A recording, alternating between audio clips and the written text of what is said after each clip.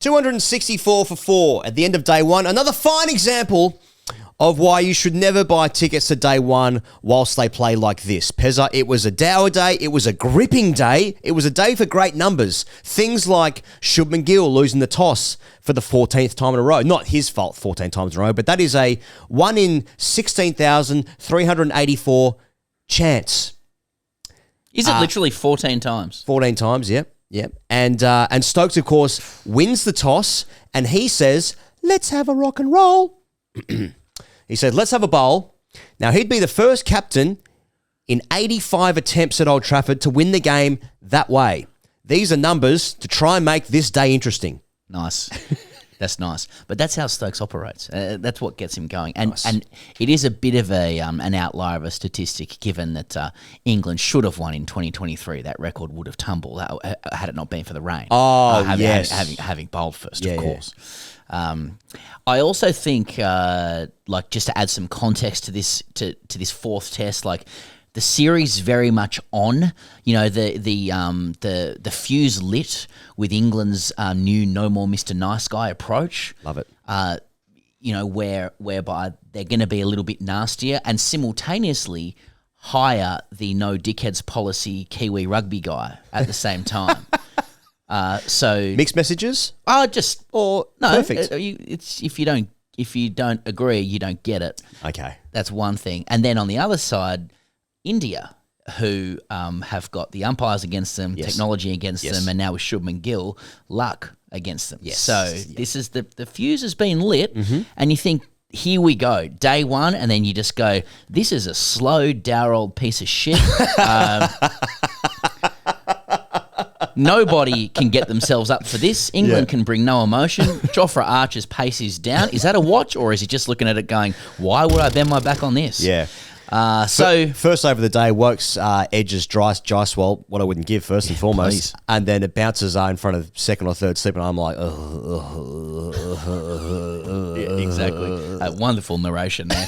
I'm in words. So, a couple selection things going into this one. So, India, they don't care who's in and who's out. There's no hierarchy. I like it. It's communist. Karen Nair, pack him. Sai Sudharsan, back in 3. Yep. Shardul Thakur, straight swap for Nitish Kumar Reddy, injured. And Jasprit Bumrah plays. Will he go on to play 4? I guess we'll find out. And then for England, Liam Dawson's in. And it's been 8 years since he took his last test wicket, and we'll if you're not sure what happened in the game, we'll come to that. So many years since I made eye contact with anyone. He also wears glasses when he bowls. It's very interesting. But anyway, well, this is sort of day it was. Hey, he wears glasses. It's a very grey day, and he's still wearing glasses. It's completely unnecessary. First thing, blokes make scores. Yeah, he love goes. it, love it. So slow pitch, as mentioned by Athos. No one's won bowling first. So Stokes wins the toss and bowls. That's what he's like, iconoclastic and maverick. KL Rahul looking particularly fluent. It's a wicketless first session, 90 on the board. Yep. You're happy if you're India. Yep. Jaiswal playing and missing a little bit, but still crunching a couple. KL Rahul do not bowl there, and by there I mean on the hip for one, because he's impregnable there. I liked it when you almost got him JL Rahul. JL? Yeah, that's right. Well, we've got John Lennon, Justin Langer, and JL Rahul. Anyway, then Chris Woakes breaks Jaiswal's bat handle. So fucking riddle me that.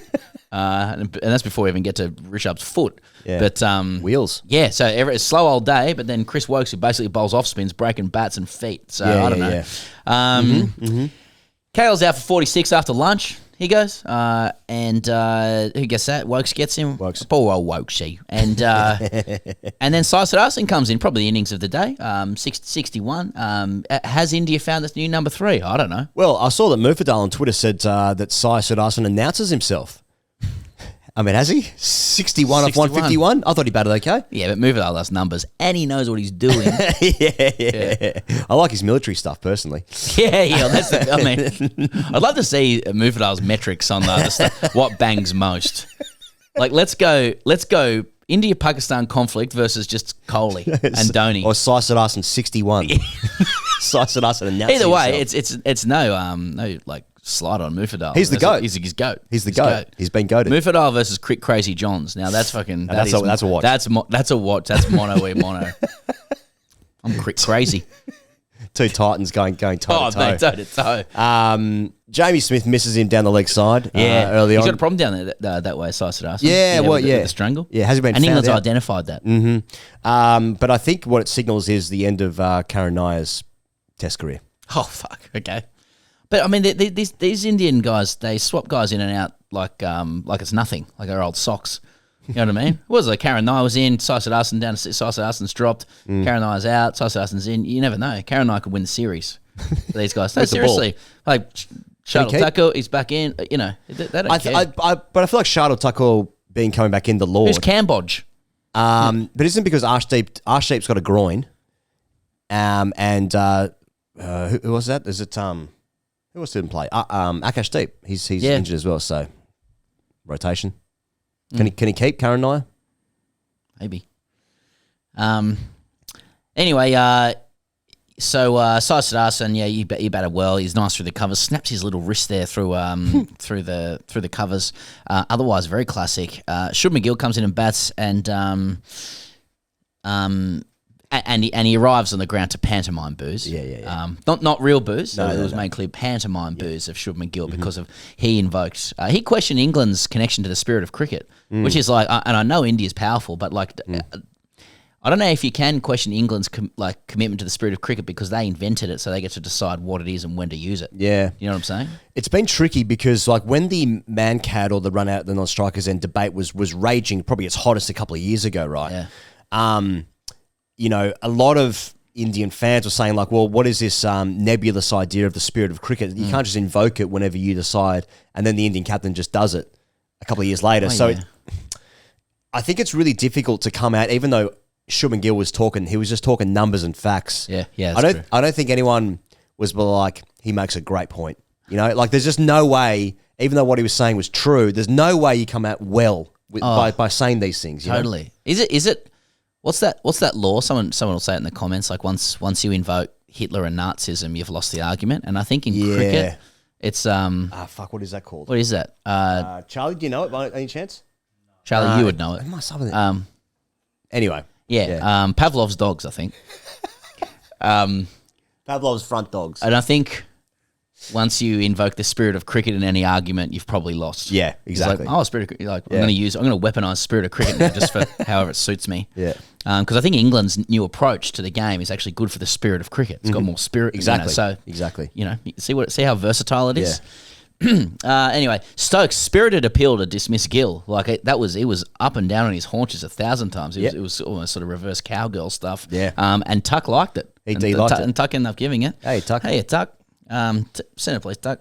It was a great ball, and Shuba's obviously, as is his right, took one with him. And is Stokes England's best bowler? Yeah, he is. And because I agree with you, that means it's true. He bowls with the most attacking intent. Like he obviously seems to bowl better when he's in pain, but he seems to be in pain after about 3 balls. So like he needs to let you know that he's in pain. That's an affect. He goes into dark places. He says he's in dark places. So that obviously helps this aura farming idea that like I'm pulling the team on my back and I'm trying and I'm willing my team to success and victory. So, but in reality, he's also doing the most in the air and off the deck, and he's the most attacking. So he is their best bowler. Yep. In my opinion. So Rishabh's in, and he's looking ominous with the blade. We're going to come to what happened to him later, but 37 retired, and basically out. Just a watch on Jofra bowling within himself, like down on pace. Is it a watch, or is it like he's just like, I'm not getting up for this right now? Just knowing his body and having followed his S&C stuff. I feel like with the England team, which Jofra is a part of because he's playing in the game, right? Yeah. There are so many guys that can win a game that have records which are surprising. So when you think of like Flintoff, right? Yeah. Who's not in this team, but he was a guy who was like this incredible player. Who could win the game with bat or ball, but he averaged, like when you look at the stats, like his numbers don't don't seem to fit with like this incredible one of the greatest players to have played for the country. Yeah. Stokes is actually a bit the same as well with that. I look at like Ollie Pope, who won a game by himself in India a couple of years ago. Joe Root's got the most consistent record. Jofra Archer, I feel like, is in this category as well, where like doesn't he average like 31 in Test cricket? Maybe it's too small a sample size just yet. He doesn't have enough of a run of it, but like he's a guy that can win a game with a spell. So when you see, like when the big juggernauts go toe to toe, Jofra can emerge victorious in that situation. So you go, what a player, like Flintoff and stuff. Right. But this is like what he served up yesterday morning. Exactly. Which is he's within his rights to do. Is like, that's actually it's like how the Earth is 75% water. It's just like that. That's just the ocean. Yeah. So nothing's doing here. Yeah. Like that's right. That's the majority of what we're getting, but. It's the moments that matter. Yeah. That's what you're saying. I mean, and there's no question about the ability or like should he be in the side or anything like that. It's just like sometimes when it's that's absolute roaring peak, you get a bit like, oh, this is just okay. The thing with Jofra is like he I think other quicks, and this is actually speaks to his honesty, I think, but like other quicks can hide better when they're bowling within themselves, but like you can see when Jofra's running in, you're like, mate, he's and he's still like he's still bowling like 135 clicks, still at 80 or whatever it is. Like, but it's just that when you're bowling, like when he's bowling like that, they're just like innies. Yeah. he's just bowling gentle, not gentle innies, but like, but that, I guess that's the lot of fast. I mean, this is in his defense, really. Like that is a lot of fast bowling where like there are just times where you have to go like, I'm not bringing out the machine gun right now. So like Anderson, the end of his career, he's been asked to bowl tight, like and because of the decks and whatever, and he bowls controlling. He goes like 1.5, 2 and over for his day's work.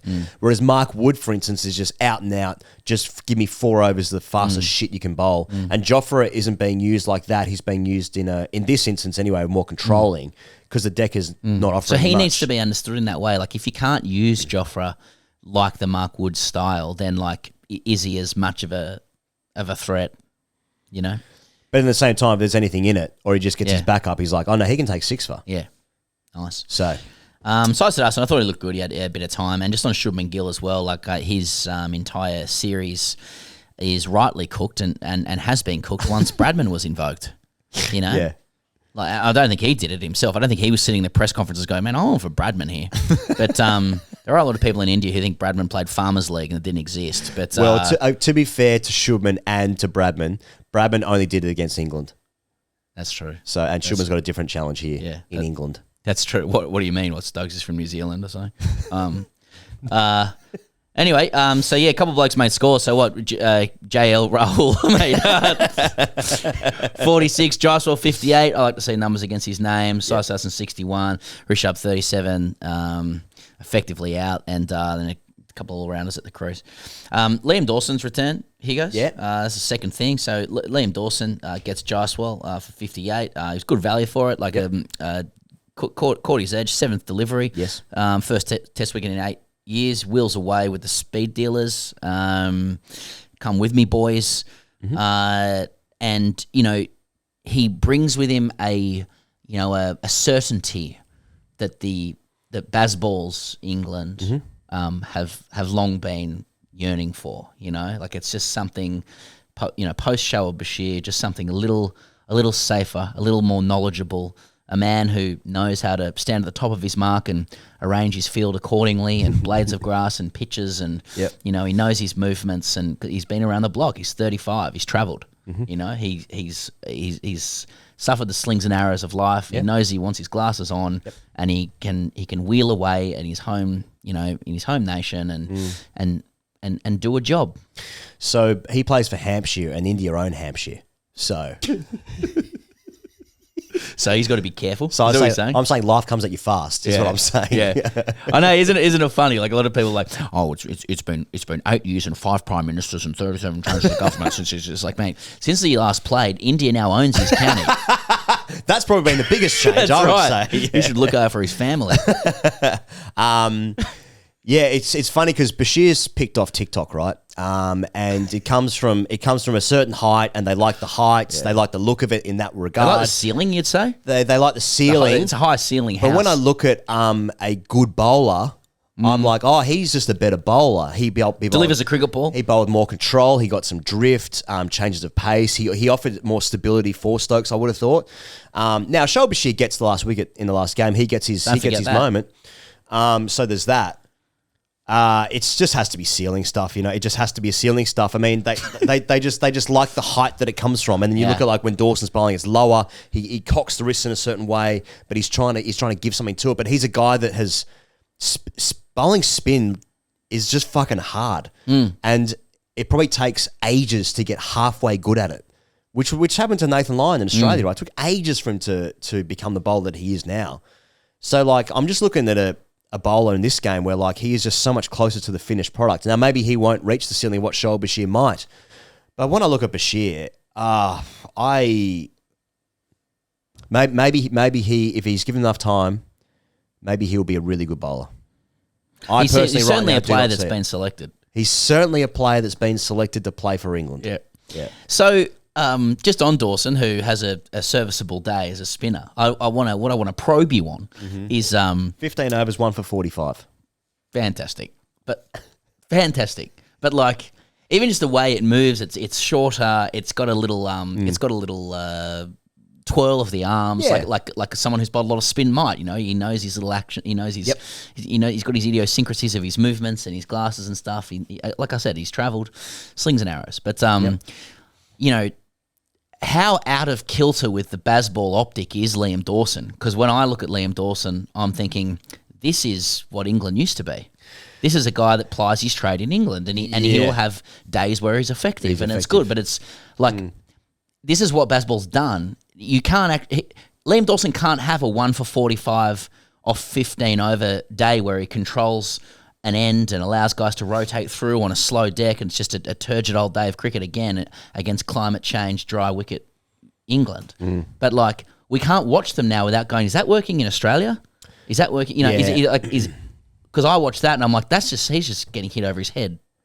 Yeah, and that's a bad reflection of me. I know, because he's just a consummate professional and he can bat. He's a great player. But he's got multiple first class hundreds. Just a guy who's good at cricket. But now we can't watch anybody anymore without going like, yeah. But what's the ceiling like on that? And the weaponry and the arsenal and the levers, right? I thought that like the way they played at Lords, where like they were more circumspect in the first innings, and they got themselves to a score. They won the toss and they batted. Was like it was a recalibration of like them still trying to figure out how to win games. They ended up winning that game, of course. It ended up being a great game, but or a close game anyway. So maybe like this selection doesn't seem in line with what it was 3 test matches ago, but neither was the last test match. So I think they're still trying to figure it out. But as long as they're winning games, surely that's the best case, isn't it? Yeah. But is it good like flexible philosophies? Because they're nastier, and now they're no dickheads, and now Liam Dawson's back, and 2006 he's back, and see, all these changes are so against what the entire point is of winning in Australia. But now they're batting at 3 and over. You know, what are we? What is it? Well, and that just means we don't get it. Anyway, 1 for 45, 15. Rishabh's injury. Third thing. The life and times of Rishabh Pant. Chris Woakes comes in to bowl. He decides, you know what, I'm going to reverse dog this bloke. Poor Rahul. And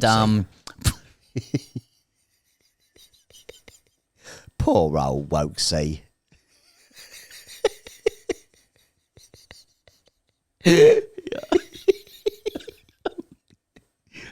He bottom edges into it. So it was off Rishabh's bat. And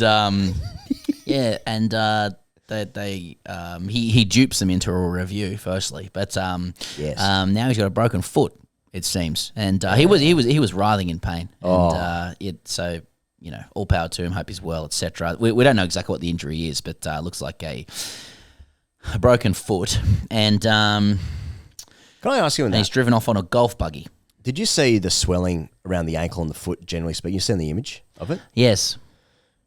I always thought that like if like you get swelling, it doesn't mean it's broken, that's just wrong and dumb, right? Have you ever heard that? Like if it swells, it's not broken.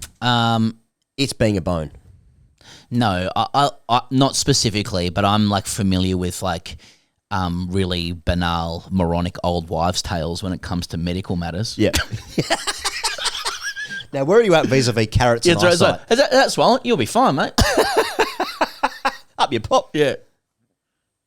Yeah. Quick 9 holes tonight. Good to go. He was looking good, Punt. He was getting bored, for sure. He was going, I might try this. He swept Archer. I might try and sweep Archer like he's a spinner. So he got bored and obviously got a broken foot for it. That's just the life and times of Rishabh Punt.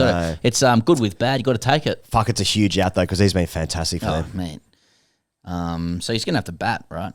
If he can. Well, obviously, Jarrell will keep, but... I guess if he can bat and stand there. If you got a broken foot, you're cooked, right? He could get into something like Maxwell against Afghanistan territory. Yeah. So can't move, just stand there. Polio braces stuff, just 2 feet. A lot of batters train like that now, technically speaking anyway. So let's... he should be good, if anything. He should be better. Probably better. Mm-hmm. Okay, hashtag AskTGC. So that was a day's play. India make 260 odd of something for 4 and basically 5.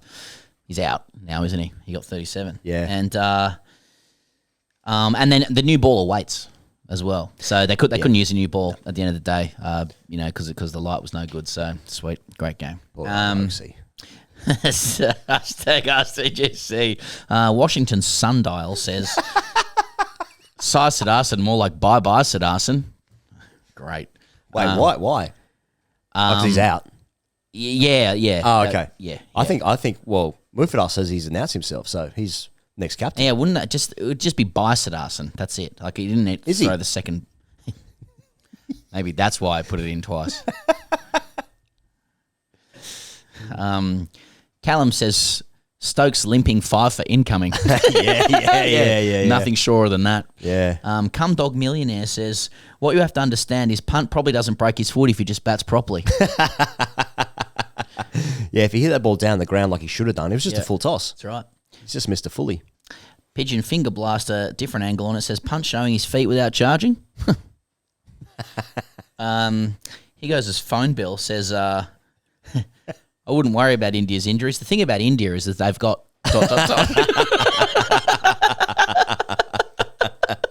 And finally, Callum again says, surely we can fill this dead air with some Ashes 05 chat.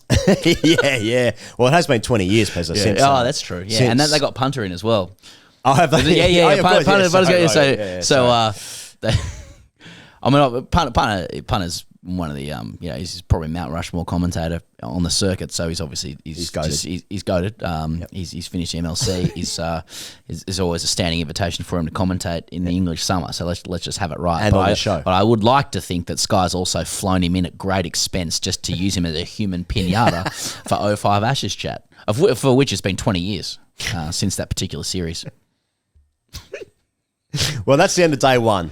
I hope we've entertained you more than the 8 hours of cricket that you saw on day one. But you know what? We're sticking with it right here. Nice to be back in Melbourne. We wish we were in Old Trafford. It's always nice to see some friends. But I guess we'll see you guys tomorrow on the internet. Cheers.